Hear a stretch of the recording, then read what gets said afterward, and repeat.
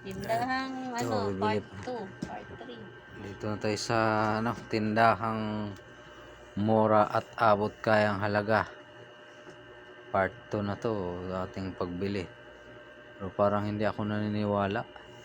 Scam yata to ah. Kalimutan ko kasi bumili ng bigas.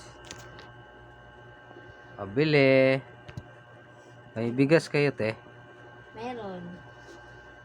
Magkano per kilo niyan? Wala kaming per kilo kuya eh. Ano lang meron?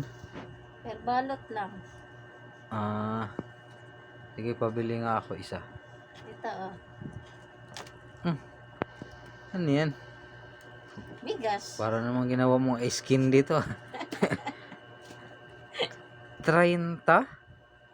Grabe namang bigas to. Kala ko ba tindahang mura abot kayang halaga.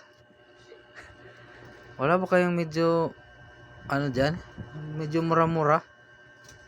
Ayaw mo ng 30? Ayoko Sige. medyo mahal eh.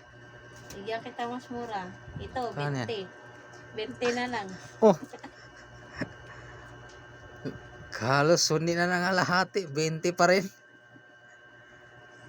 Sige na nga lang, bilhin ko na to. At saka asin pala. Magkano sa asin? 20, isang sandok. Grabe naman mahala. Wala ba kayong tingi dyan?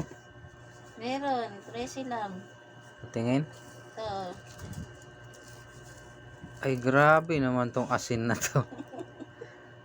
Imbis na imbis na makamura ka eh.